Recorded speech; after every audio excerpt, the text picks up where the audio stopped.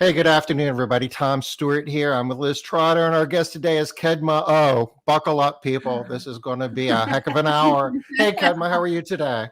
I am great. November 1st. I can't believe it. So it's great to Wow. be celebrating November 1st with you guys. Yeah, it's been a wild ride, right? Crazy. It's been Yeah. a crazy fast year, right? Last year. How is it already like we're already a third of the way through our last trimester of the year. That's Yeah. just crazy. Hey Denise, good to see you. And you know what happens in November? And no, it's not Thanksgiving. It's accounting and finance month on Smart Business Moves. That's right. Yes. That's Okay, right. Yes. well, Thanksgiving too, but it's really about the accounting and finance. Right, But right. if you're looking at what's going out in the world, I think you're probably going to find more reference to smart business Thanks. moves than you are to Thanksgiving right now. Yeah, Stuff and out for there. me, November 1st is my real property tax statement where they like to assess my property and send me, a big bill that I have to pay in, 1 week. So that's Oh, my November celebration. Wow. wow. So they give you like 1 week between when they give I you the think bill and when so. they, I think so. And then if I don't do it Wow. within that time, then they like to tack on, their interest, which is 16%. So I just pay it on my card. It's fine, but it's all good. But okay. wow, that's a really short amount of time. I mean, Yeah, I I think can't it's even something like imagine. that. You know, they send it, and yeah, maybe it's 10 days, but I just paid it because I've learned my lesson. You don't want to owe property tax to anybody, right? So No, No. not with that kind of percentage. mm-mm, mm-mm. No You know, No. you, thanks. you know, we got ours like 3 weeks ago, and they're not due until like middle of January. Ugh, But this is South bless you. Carolina. It's a Yeah, different That's this is us Oregon. too. different thing going on here. Mm. Oh, Mm, I have to tell a story. Like we have a lot of tax returns, and they go yeah. like all over the place, and it's a stack of paper that Yes. looks about like this. And they went in the mail and something happened and postage wasn't applied to it. So some of them are like coming back. Some of them were delivered though, because I could see where the checks were Yeah, like yeah, yeah. cashed. Mhm. But, I guess, I'm doing this for 20 some odd years, and that's the first time that ever happened. Right. So, I don't Yeah. know. Well, That's you're always going to have some kind of little glitch that you got That's to right. overcome. That's right. Well, That's we are right. talking money today, so there's the hiccups, the daily hiccups we sometimes have to deal with. So Yeah. Yeah, It's a, absolutely. it's a good So, story, Tom. Thanks. Good way to yeah, get started. yeah, well, it gets better, guys. Don't worry. Does get better. and it wasn't So their tax return, right, Tom? Is that the positive out of yeah, this? that is. That's It could have right. been That's worse. It could have right. been your tax return. That's Don't right. Yeah. ask me to mail your tax return. How about that? I never claimed to be a CPA. I love it. Um, Convention's coming up in a few weeks. Yes. Liz, you're going to be there, right? I am. I'm super excited. I am. And Kedma, we were chatting a little bit before, and I know that you've got another commitment, but some of your partners Yeah, at Conquer are Conquer going is to going be to be there. there. Brandon Vaughn is going to be there, and we are just so excited. It's surprising, we have been truly blessed with, the amount of, businesses in the community that not only embrace Conquer, but they're part of Conquer, and they've had tremendous success with Conquer. And yet so many people don't know about Conquer yet. So we're just delighted to really provide just a lot of education. So I know we're going to have a special opportunity to really educate and work through some analysis we may be thinking about as we're going into the next year. We want to rethink, how do we plan differently, right? We used to plan things in an annual basis, right? We used to say to ourselves, well, we need to, now Tom's laughing.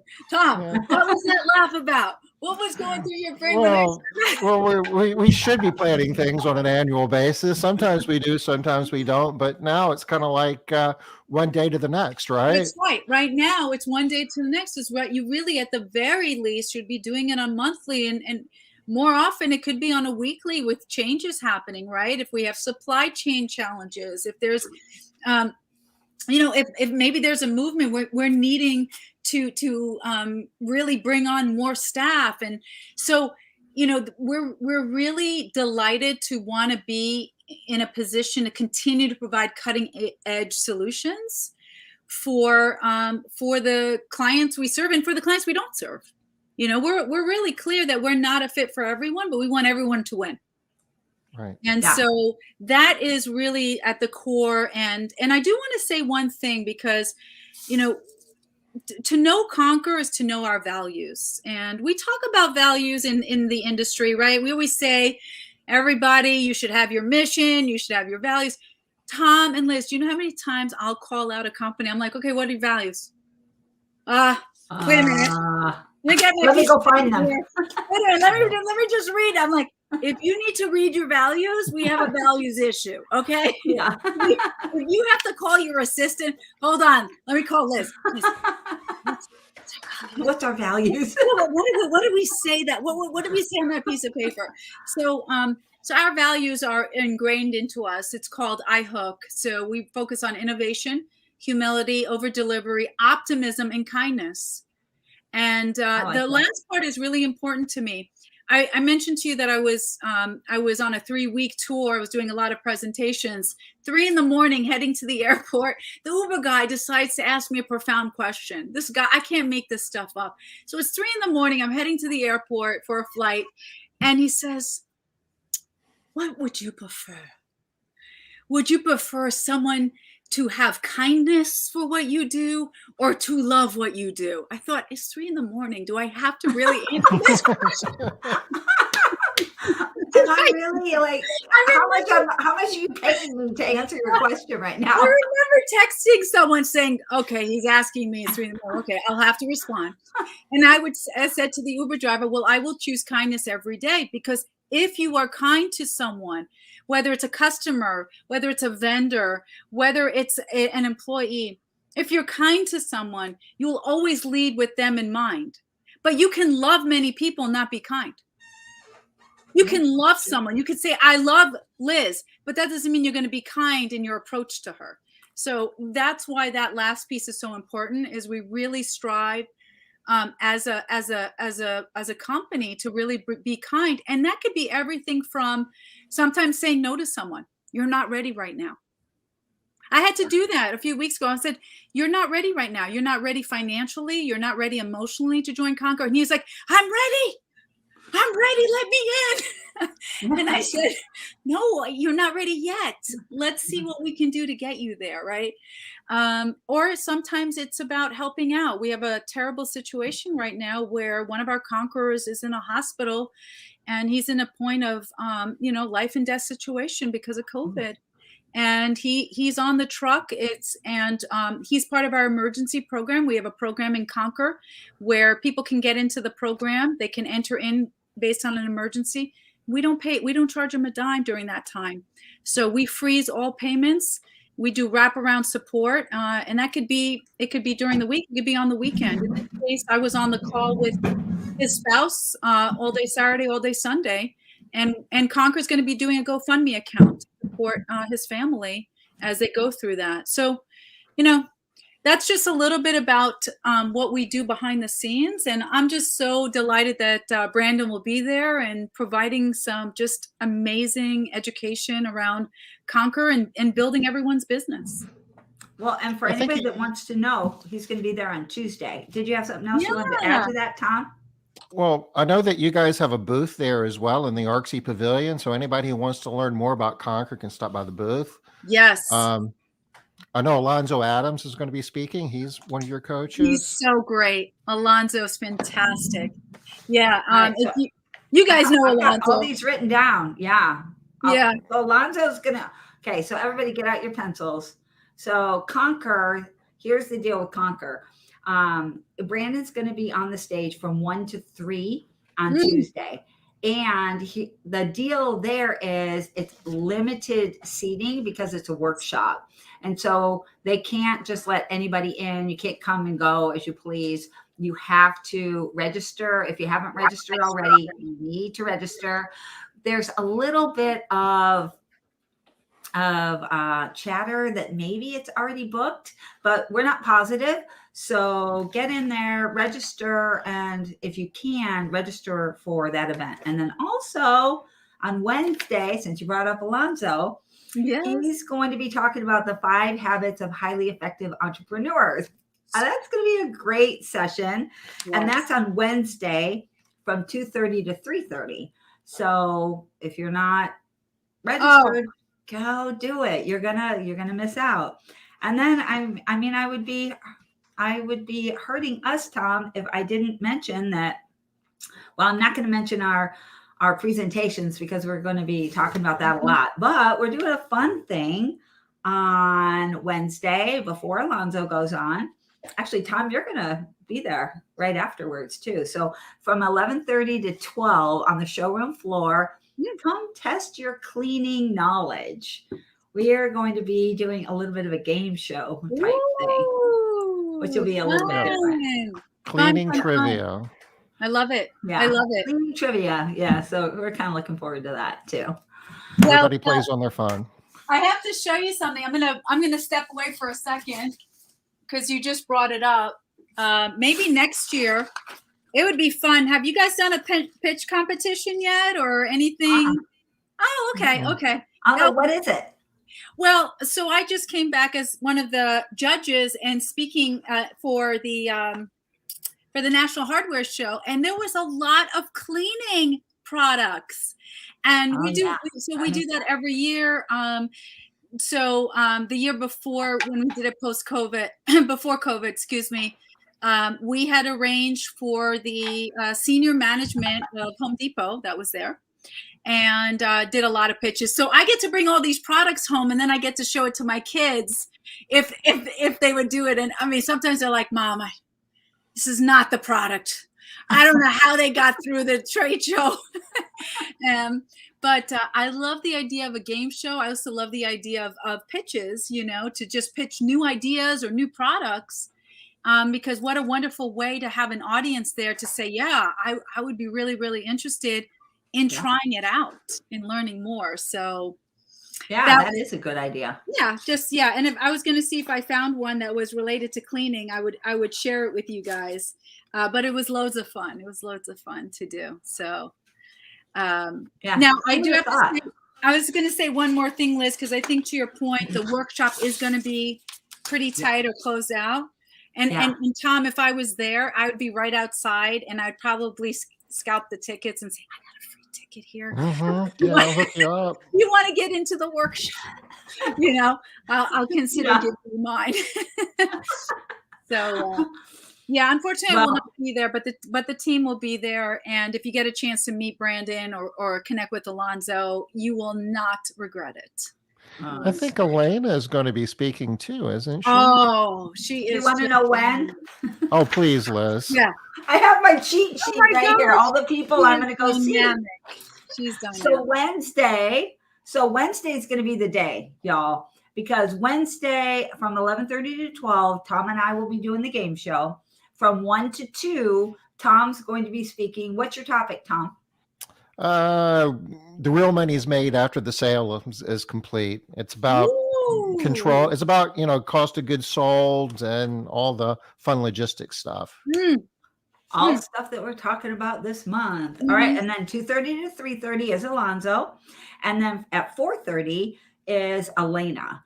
And she's going to be talking about taking care of employee claims before they get complicated.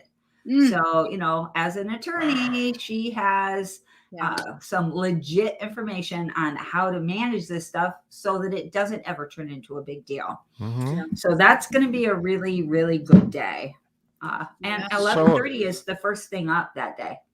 So often cleaning business owners tend to take things that had the potential of being easy and making it hard. And then the lawyers get involved. And, you want to see Elena on that. She could save us all some money. She can save a lot. Yeah. And it could be little things that can, like to your point, can just blow up and just, you can avoid a lot of that. So fantastic.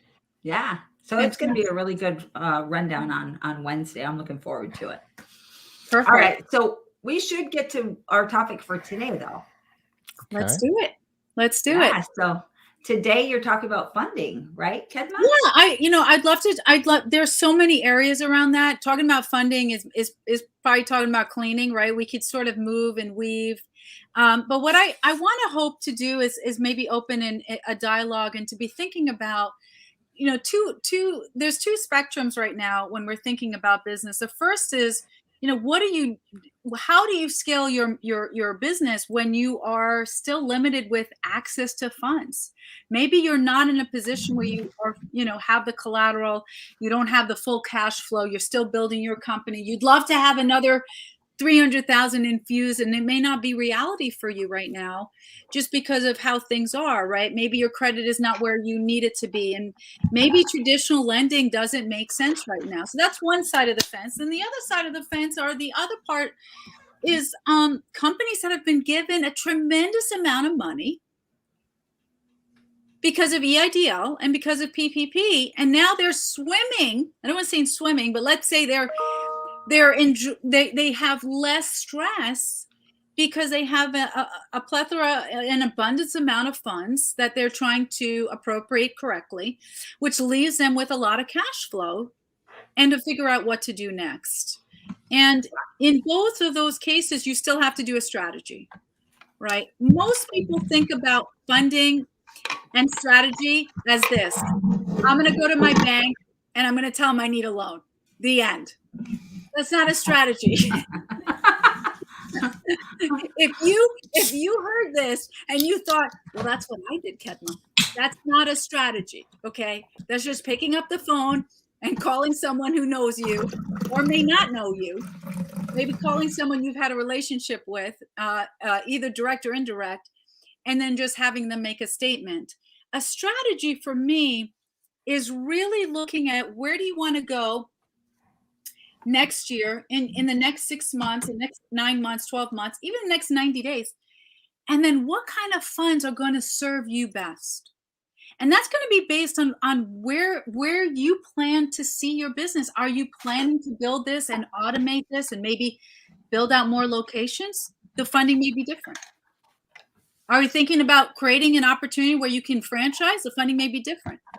Are you thinking about building out a training system or adding a product line where there could be some licensing or product development? The funding could be different. So it would be fun for us to just dive in and maybe have you guys share some insight, some of the things you're hearing, some of the struggles, some of the curiosities, and maybe we could talk about different ways of using funding as a strategy to support and scale where you want to go. Does that help? The first thing, yeah, absolutely. And the first thing that comes to mind for me, Kedma, is like you said earlier, people right now have, maybe swimming's not the right word, but they have money. They have money. And, yeah, they have money. Mm-hmm. And a lot of people are putting that money in the bank because they have no idea what to do with this money. They're like, I don't know how to spend it. I don't know what I should spend it on. I'm like, I'm going to have to pay back this loan. I'm afraid. Right. A lot of people I know people who got money and then returned it all. Because, oh, no, I wish they would have called me. I know. I'm sorry. we did tell them, but they're like, I feel moment of silence. Yeah. Okay. I love that moment of silence, Tom. We have the moment of silence for all the money that left. Oh. Okay. Yeah. I'm feeling better now. Sorry. It's not hopeless though, because we do have a number of people that we know that have taken advantage of, some of the programs that the SBA made available to them, and we've been letting our audience know, like the EIDL loans in particular, they've upped the limit on those a couple of times, and we have a number of listeners that qualify for $2 million if they want to pursue that. And, I'm working with a client now who's getting a $2 million right now. He's going to have $2 million put into his bank account probably in the next week. Nice. And there's some schools of thought out there that, I want to be debt free, and the whole Dave Ramsey, philosophy. And we try to, and all that's good. But, we make the distinction between, what you're doing in your personal life is a little bit different than what you're doing in your business life. And businesses, as a rule, use debt as a way to create more wealth and to leverage the good stuff that they're doing. And most successful companies have debt on their balance sheet. Absolutely. And we want to remind everyone there's good debt and bad debt. The bankers and the lenders will tell you that EIDL and PPP is always good debt. Always good debt. Bad debt is your credit cards or your, something merchant cash payments where you're paying daily or weekly. That's going to be very, very hard lending debt. So let me answer what's a merchant cash payment? Well, I don't think I've ever heard of that. Essentially, what happens sometimes is so I'm a very so let me step back. I got into the funding world, so everyone is clear, because I myself was in a predicament where I had to file bankruptcy. Best decision I ever made. There is nothing more powerful than going to the bottom and then serious, right? Going to the bottom. No, it's true. And then lifting yourself So if you've never done that, are you recommending that we all try it at least once? I would say I don't recommend it, but I would say because I'm a product of my own success and I've helped over 10,000 companies, and I am not just seeing it from an underwriter's perspective or from a lender's perspective, from an investor, I'm seeing it from you, right? So when you come to me and you say, Kedma, you don't understand, I'm about to go homeless, or you don't understand, the IRS is knocking on my door. I can tell you, I understand. Yes, I do. Yes, I do. And there is a lot of credibility in having been through the hardest times of my life and then coming back around and being very strategic. I'm a very strategic consultant. Brandon and I smile all the time because if you ever hear Brandon Vaughn's videos, he always says he builds companies, right, where he literally jumps off the cliff and he builds his planes on the way down. That's what he says to everyone. Yeah. You have that vision, right? Yeah, totally. Okay. Kedma is, I still jump off the cliff, but I'm in a little hot air balloon. Okay. And the only way I go down is a little bit at a time. So I appreciate Brandon's analogy, but I'm not jumping off the plane. I did that already once, and I almost crashed and burned. So one of the things we want to do is we want to realize what are the funding opportunities available. I love Dave Ramsey. I am debt free, but in order for me to make more money strategically, I have to borrow a little bit of debt in order to make more money. So if you're looking at a simple thing of, hey, I have EIDL money, Kedma, we know it's 3.75%. If you did nothing today but open up a brokerage account and work with a brokerage firm and get, right now my brokerage, I have a brokerage account, which means I have money set aside that's not retirement, that just goes into stocks and various funding. And on average, I'm seeing an annual return of about 12%, as high as 15%. Now, if I just put my money in there every day, all day long, I'm still going to make 8 to 9 or 10% off the EIDL money. Now, I'm not going to put it straight there. Of course, as we know, we're going to make sure that we pay off correctly, but the money that's remaining could certainly go into a brokerage account, right? Is that fair to say? That's an easy way of making money. Second way, you can decide to get real estate. What's the matter? Liz, what happened? Liz, you okay? Uh-oh. I think that maybe she was getting some feedback or something. I just saw her take her. Yeah, I know. You okay, Liz? She can't hear us. What happened? Okay. Hello? Yeah, what happened, Liz? You okay, Liz? No. Nope, she has no sound. I think she had an equipment malfunction. Whew. Did you guys hear that? No. No. Oh, really? I felt like it was frying my brain.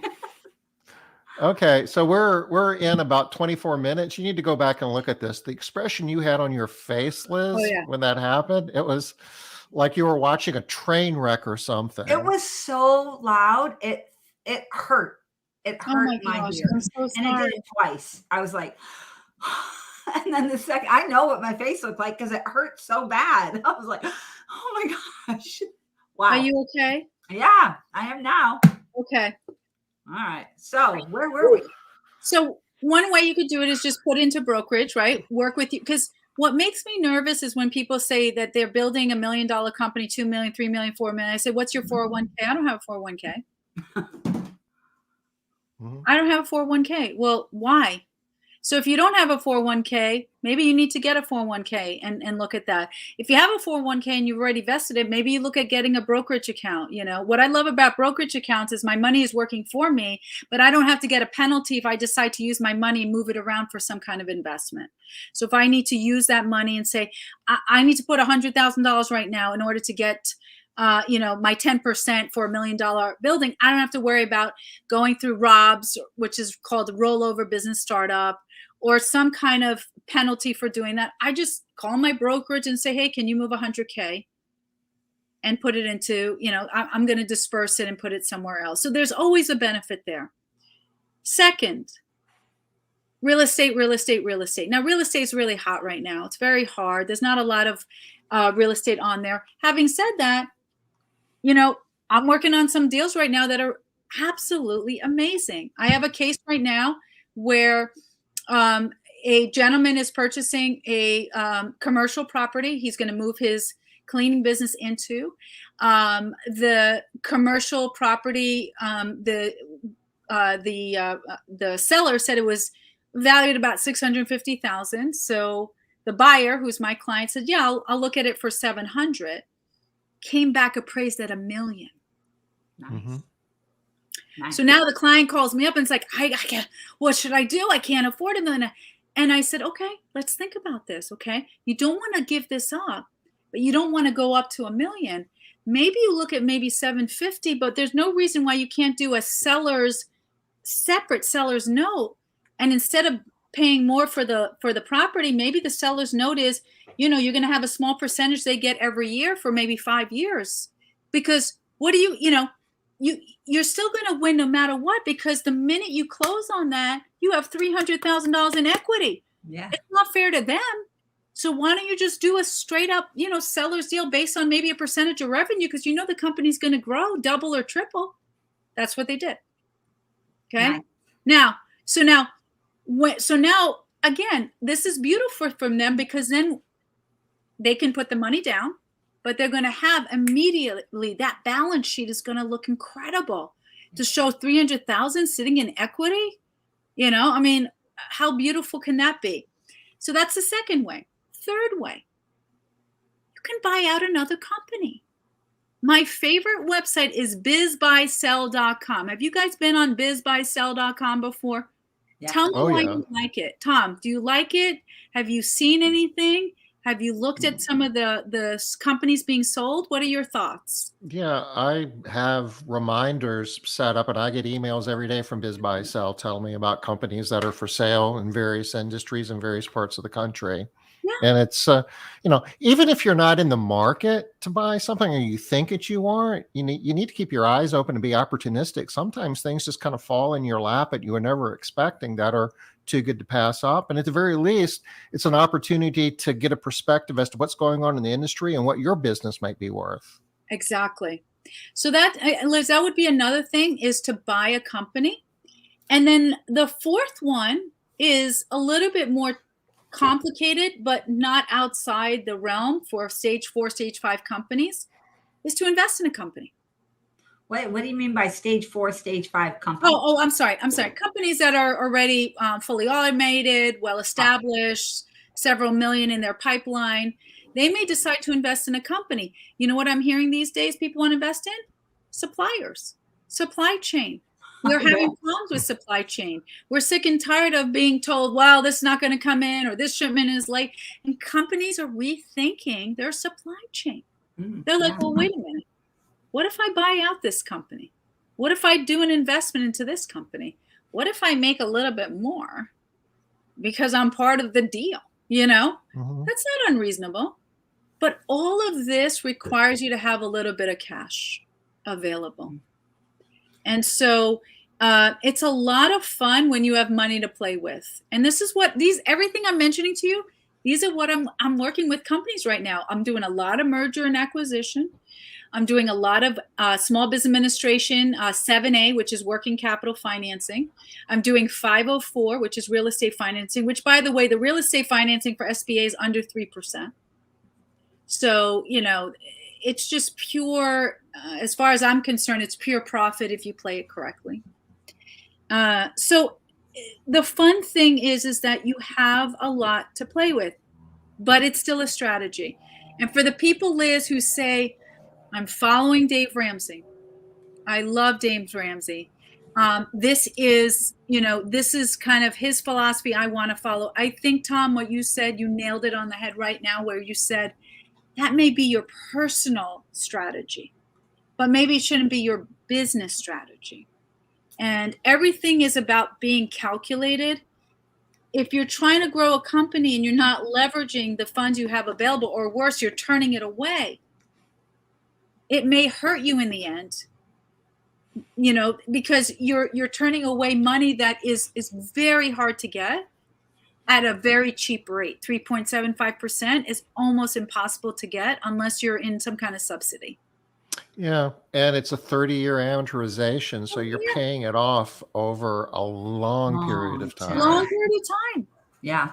And Kedma, can you? Oh, sorry, Tom. Go ahead. no, and you need to be thinking about, you're competing in a marketplace with other, vendors and companies who are going for the same dollars that you are. And in some regards, you could be putting yourself at a disadvantage if some of your competitors are taking these funds and investing it to create a better value proposition. And you might find that you're at a competitive disadvantage to some of the people in your market. Correct. Yeah. Correct. What were you going to say, Liz? I was going to ask if you can talk. So I know we have a lot of people that are especially concerned with the idle monies, and they're concerned about how they can spend the money. So there's just a lot of fear around the idle money. And the first thing I would like you to do, if possible, is just dispel people's fear a little bit, help them to see how they don't need to be afraid of this money, that it's an awesome tool that they can use to grow their businesses. And it's not anything, they don't have to be afraid of the money that they're going to have to pay back. Right. That there are ways to manage that. You just gave us 4.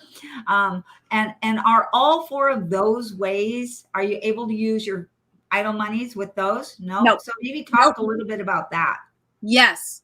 So we want to be very careful, and I can understand why the fear is there, because the fear is real.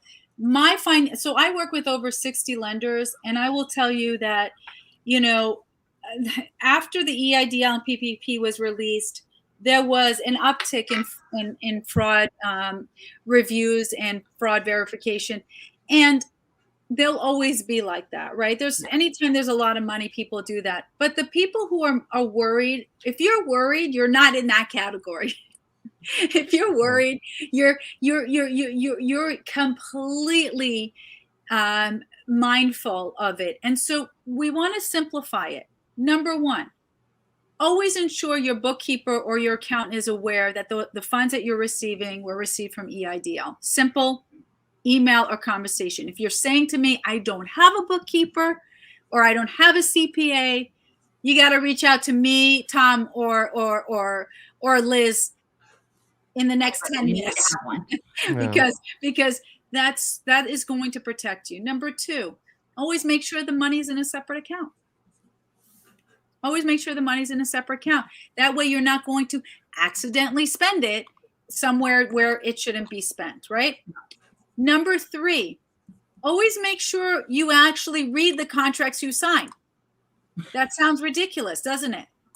Well, it does, but does it sound ridiculous, Liz? They're long. They go on for pages and pages. They use words. They don't.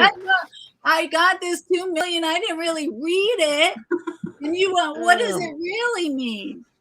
They arrange words in a way that real people don't even speak that way. I mean, then make it easy. Either pay your lawyer $200-300 to show you, or go on to, I work with a lot of the, I don't know what it is called today, prepaid legal, or, their legal Pocket lawyer. I mean, the ones I work with, it's $45 a month for unlimited consulting legal counsel, which is amazing. I mean, I have half my clients on that. Do that then. I'd rather you do that than for you to sign something. And once you sign it, and then you come to me and you're like, what did too late. Like, I can't do anything about that. Like, you know what I mean? So you want to make sure that you understand that. Now, to be clear, the EIDL is disaster relief, disaster relief, disaster relief. That's it. It's getting us out of a disaster and putting us in a better position. Because of the pandemic, a lot of us had no choice but to automate. We may have been in the cleaning industry. We may not have automated to the level we needed to. We may not have had all our training online or our sales development online. We may not have had all our manuals. We may not have had all our financials.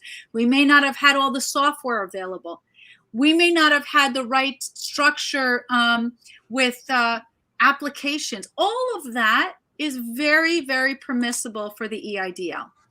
All of that is considered part of working capital. So it could be as simple as your inventory, right? Your, whatever supplies are coming in. It could be things related to your website. Do you need to have a new website built out? Does it have to have new information, new forms? Does it need to streamline into, some kind of mobile device? All of that is included. Certainly your rent, certainly your utilities, certainly anything to do with accounting or bookkeeping. So what I love about the EIDL is they are very specific in the categories, and then it's up for interpretation. So if the category is accounting and bookkeeping, and you go, well, I don't know, Kedma, like I took a Dave Ramsey course, does that fall into it? And I go, I don't know. Is your Dave Ramsey course part of your solution to get better in accounting and bookkeeping? And can you justify that to the auditor? Mm-hmm. And if your answer is yes, I can, then yes, you should. Right? But if it's way out there and you're like, well, I just spent $1,000 to travel to Vegas because I thought I would hit, the lucky number. Does that count as accounting and bookkeeping? I don't know. Do you feel comfortable defending that decision to an auditor? So part of it is just realizing that the SBA does not want to make things hard for you. They want us to be successful and create jobs, right? To be successful and create jobs. Right. They want us to be successful and create jobs. And again, they're very specific on what you can spend. The ones I mentioned are now what is an outlier? You can't use it to buy a business, but you can use the proceeds by which you didn't. So if I'm spending all my money on payroll, and let's say my payroll is equivalent to $100,000 over 90 days, and I use the EIDL to pay for that payroll, the money I didn't use to pay for that payroll could be an owner's draw, could be go to a separate account for investment funds for the company. That is what we call unrestricted funds. EIDL is restricted funds. The funds are restricted to the compliance that you have to. That's the difference.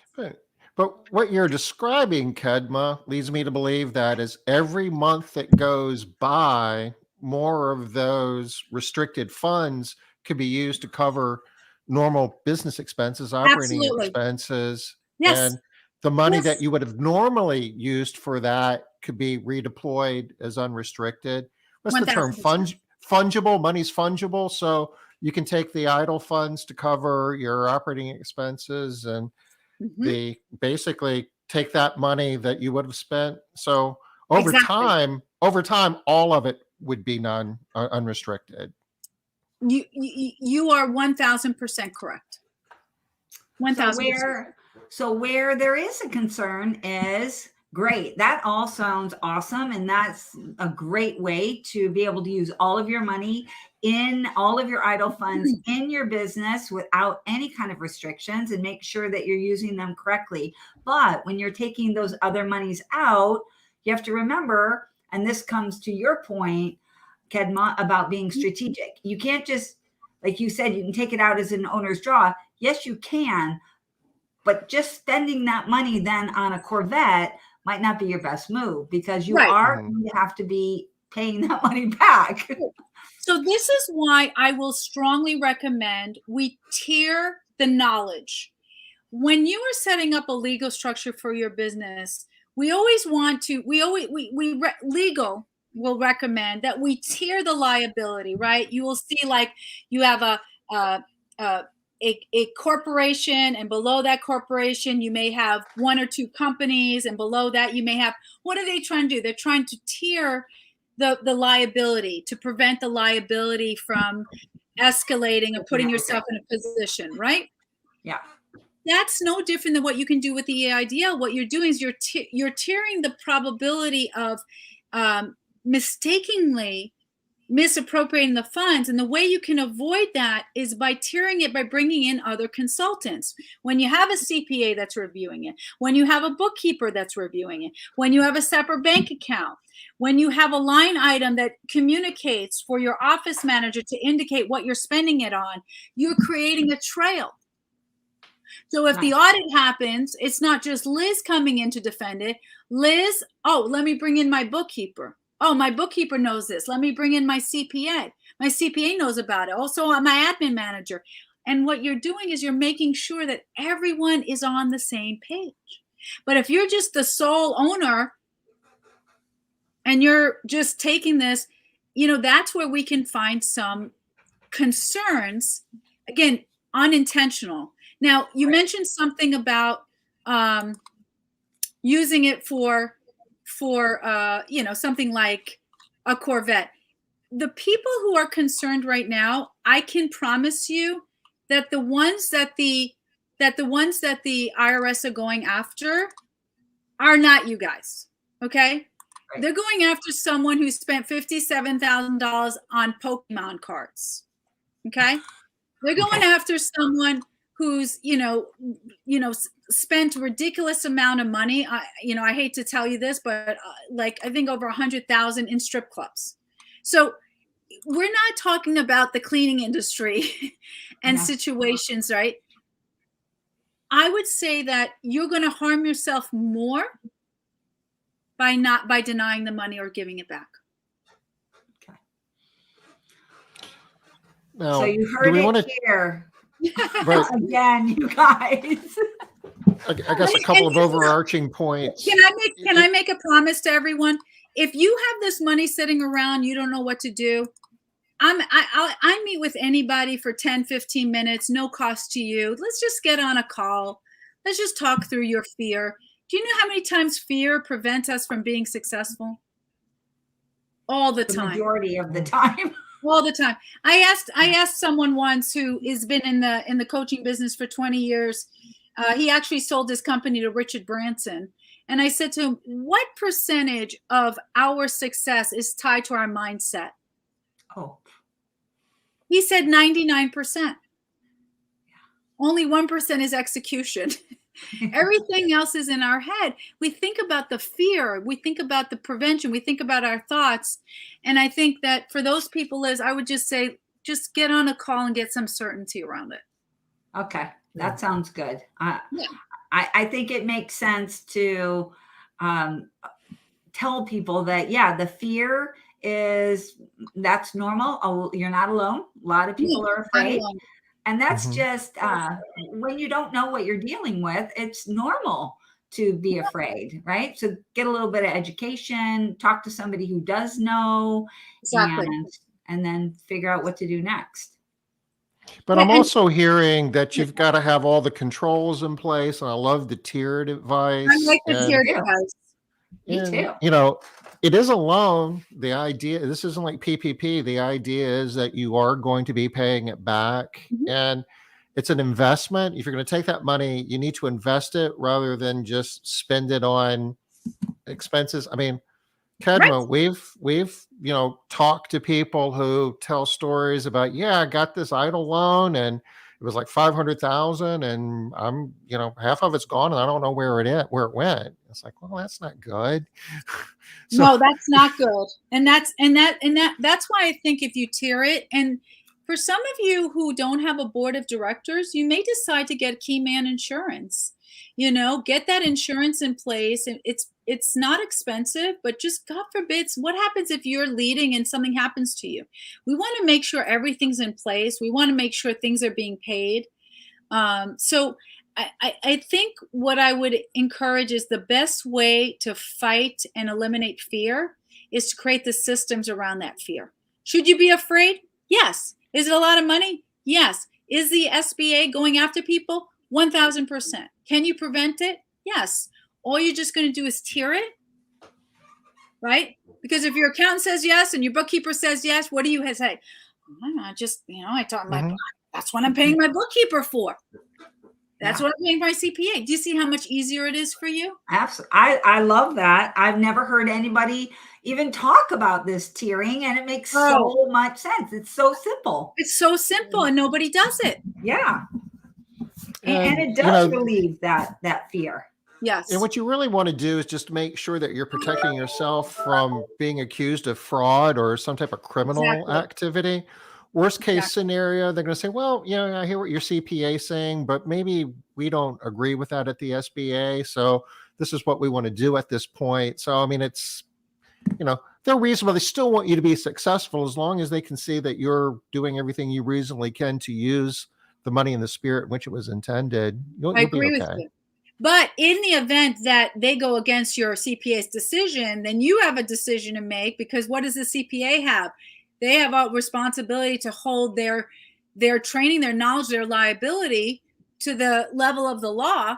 And now you could say, great, I'm bringing my CPA in to figure this out. Mm-hmm. That's what I pay them for. I pay them for that expertise. And I think it just takes the edge off. The part is really tricky, though, is where a lot of your analogy where Brandon says he jumps off the cliff and builds the airplane as he's falling. That's kind of where we are with some of these roles, because some of these roles really haven't even been written yet. 1000%. And what I want, especially for the smaller companies who are listening and saying, I'm not there yet. I don't have it. The company I think I use is Legal Shield. And honestly, guys, anybody can reach out to me, but I mean, $45 a month and you get unlimited legal counseling. If you can't afford $45 a month for legal counseling, you have to see one of us anyway. You really do, right? Yeah, no, it's a good point. If you can make $45 a month work for you, where you get unlimited legal counsel and get yourself in a position, you have to meet one of us anyway. So now I want to just make sure we're clear. One of the things we have to be mindful of is, where do we get our knowledge? Knowledge is not free. Knowledge is not free, because if you hear my voice or you watch me and you take my advice and you implement something, it's not free knowledge. Right. So the person that you get your knowledge from, that you implement, you have to make sure that they're knowledgeable in that space. That's why I like the tier, because I cannot tell you how many times I will get a different opinion within the same area of expertise. This is why I work when I work with intellectual property attorneys, I'll get one person who says, well, my attorney says we need to file this and we can protect this. And I say, you know what? I agree, but let me have my other attorney review it. Mm-hmm. I'm not negating your attorney. I'm just seeing if there's a different interpretation. And how many times do we see that happens, where one attorney will say, yes, this is perfectly fine, check. And then the other one says, oh, no, you're putting yourself at risk by doing that. so common. And it's so common also in the CPA world. You know how many times I will see a client, I'll say, okay, I need your tax returns. And I'll say, why does it show for the last 3 years you had a negative net margin? And he'll say, well, we made all this money. But my tax accountant decided to write everything off. And I could go to another CPA, same books. Yeah. And the margins are going to show a net margin of 20%, but that could be the difference of them getting a loan or not getting a loan. Yeah. So, right. So I always say, just verify, get a second opinion, ask someone else. And then you can always decide to turn the money away, or you can call me before you turn the money away. Let's make that as a rule. Yeah. Please call Kedma before you turn the money away. How's that? Is that okay? Can we? Yeah, absolutely. Before you just say no to SBA, can you just reach out to me? And yes, we will make that a rule. You can't return the money until you've at least called Kedma once. Please. We do have a question here, or not a question. Brian Murtaugh is saying maybe. Brian, maybe, not maybe. How about let us know a little bit more about what your maybe is about? Yeah, what's your maybe about? Yeah, because I kind of missed that. I'm sorry. I'm catching it. We also see, I think you have somebody named Eric who he's amazing.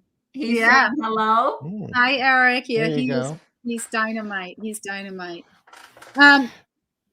Yeah, let me know while we're doing that. I think what I would also want to make sure is, as you're trying to navigate your business, spend some time figuring out how your business can become more attractive for investments, which could be everything from SBA investments, but it doesn't necessarily have to be. It could actually be an investor who is actually intrigued with your company and maybe wants to infuse funds and help you grow. And there can be a benefit on both sides. I like the idea of investments because then you get, with that, a lot of times their connections and their consulting and their direct infusion of knowledge in your company, as opposed to just an SBA loan, which is more like here's the money, figure it out. Good luck. So, yeah. So think about that, because again, those are different options, but they yield different kind of results. Hey, well, yeah. Outside investors will a lot of times bring expertise to your organization that you don't have. And they don't have to have controlling interest. I mean, this is where people panic. They're going to take all my, it really, a lot of times they're taking a pretty small amount depending on your size of the company. And maybe it's profit sharing. Maybe it's a loan back. That's a private loan. I just don't want people to feel afraid that just because they're going to use an investor, that means that someone's going to take their company away. That's, again, another fear, Liz, that has to be resolved, because companies do this all the time. And we have to remove that scariness, that myth that just, it's not true. And I think a lot of times, because the people that come into our industry come in at a different place than a lot of industries leaders come in. So a lot of times people will come into our industry because they had some free time. Yes. And they're like, okay, I'm just going to start cleaning some houses because I have some free time.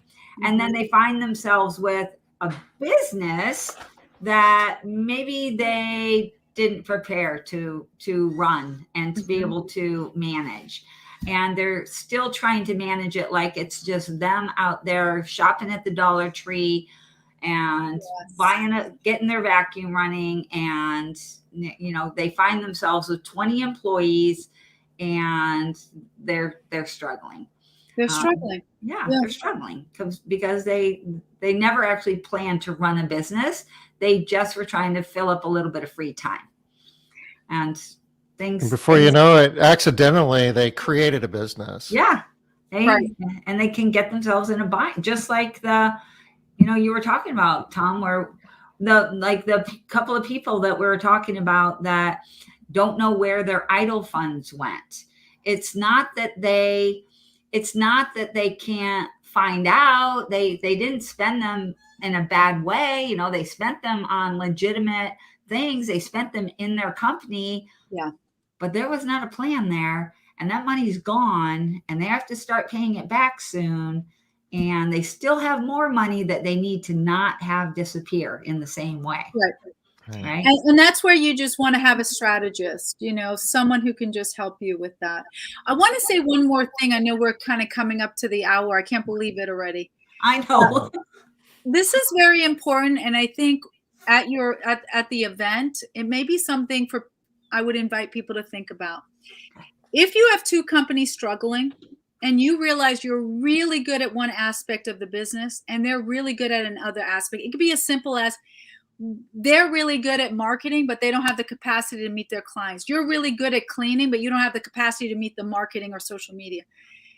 It is not unusual for two companies to merge or come together, create an alliance. And I love those ideas. I actually believe in that as a concept, and I've done it myself as a business.